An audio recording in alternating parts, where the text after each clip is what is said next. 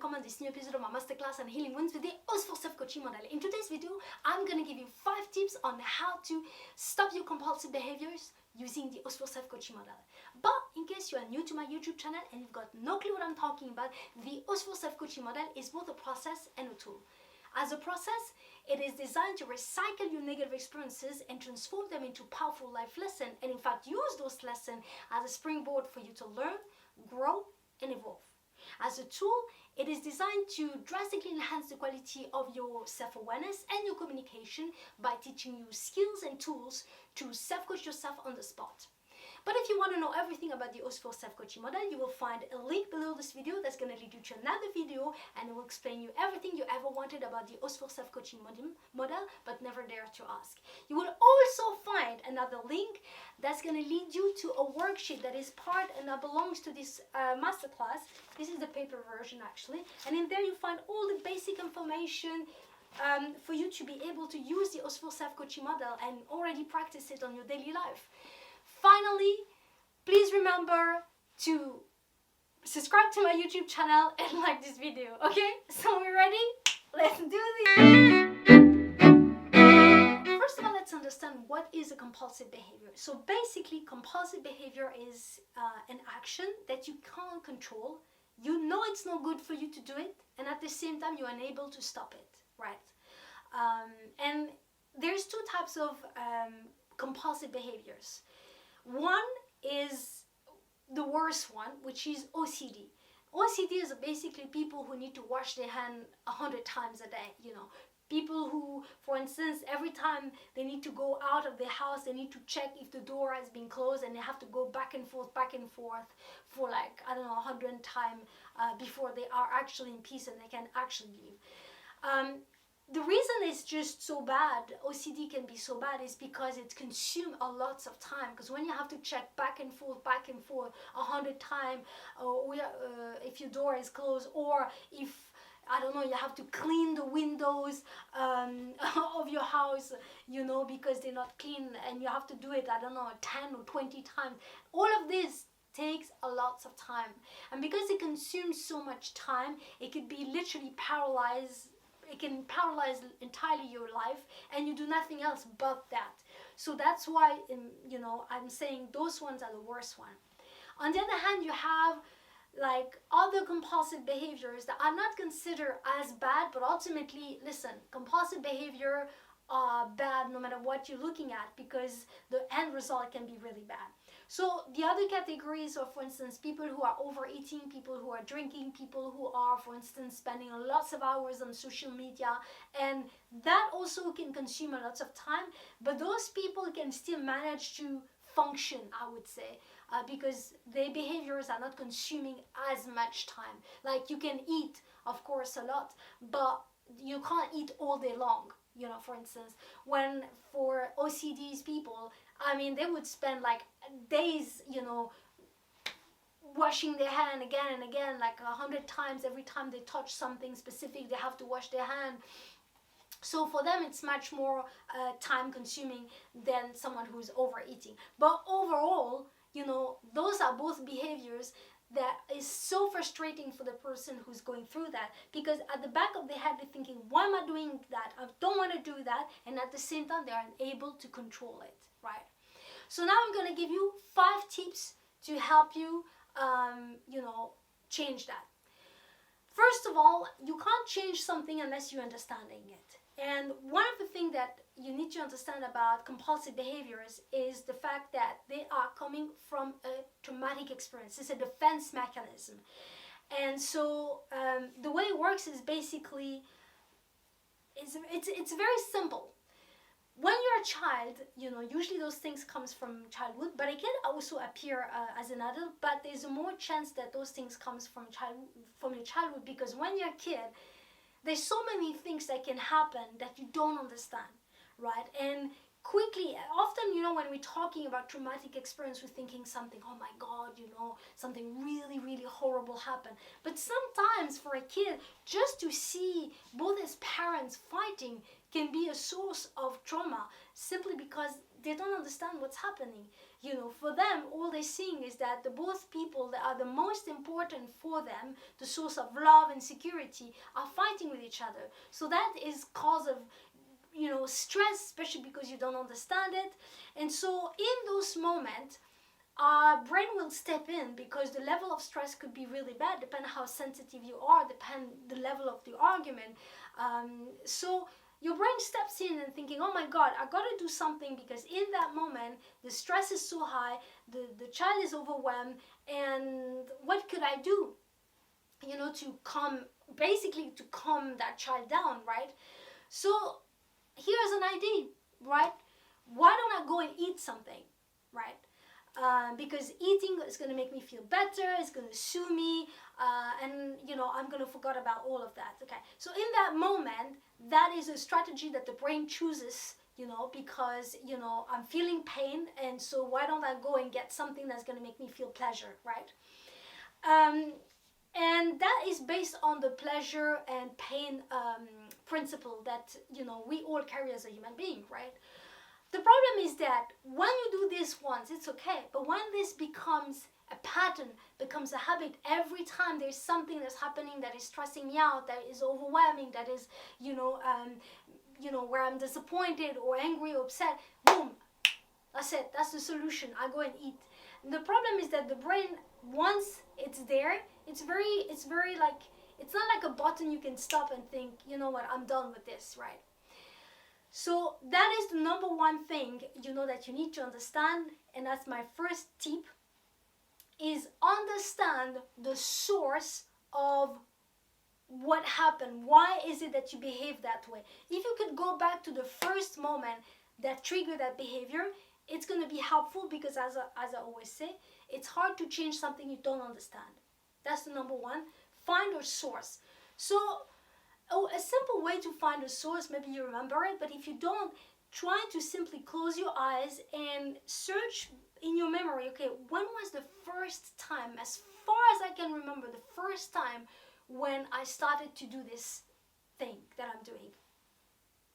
The second tip is to understand that, and that's very important, because I often see this on social media or YouTube, blah blah blah, is that when people are talking, for instance, about beliefs or even compulsive behaviors, they give you the impression that, you know, all you have to do is, if you really want to stop it, then you can stop it. And unfortunately, it's not that simple, you know, because this is a habit that has been repeated again and again and again.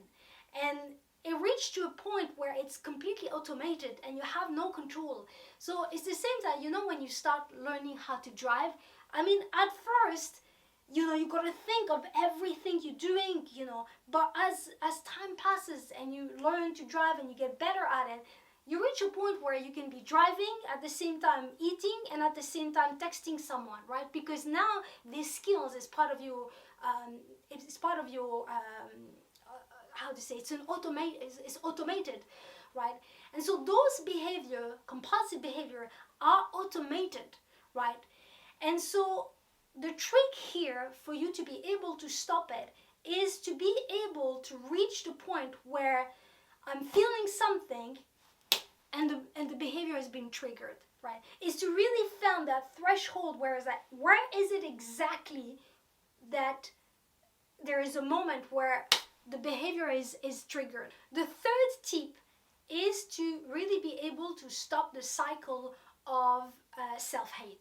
When you are, as a person, behaving in a manner that you absolutely despise, because, you know, if you're eating, if you're drinking,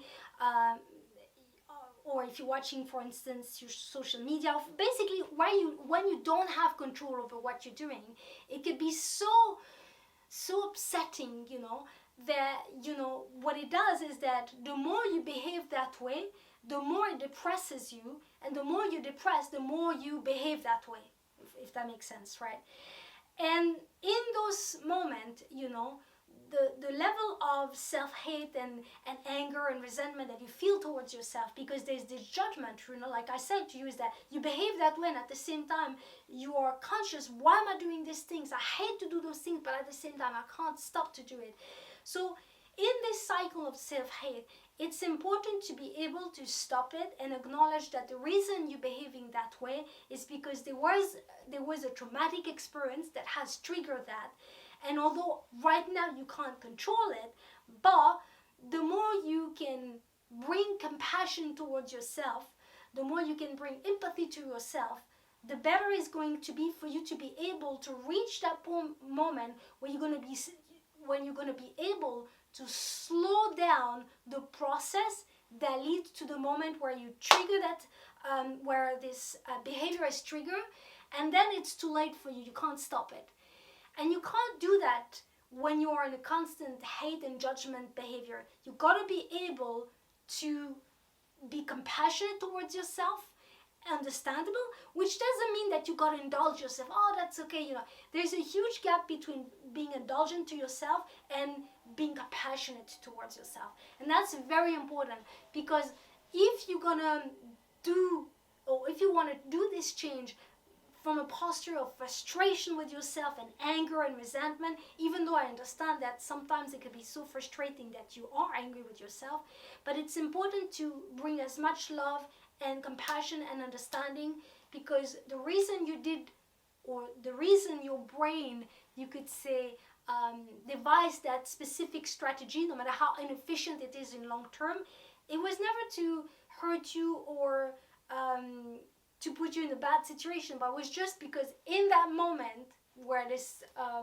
behavior was triggered the first time, it was just to help you, basically. And that's the only thing that the brain could come up with. Fourth tip. So when you are somebody who has a compulsive behavior, it is, as I said at the beginning, always connected to a traumatic experience. And one of my suggestions is that you have to understand the compulsive behavior is a symptom. It's not the disease, if we could call it like that, right? So the disease is really that first experience that has led to this trauma. And that trauma has led to this behavior, that defense mechanism.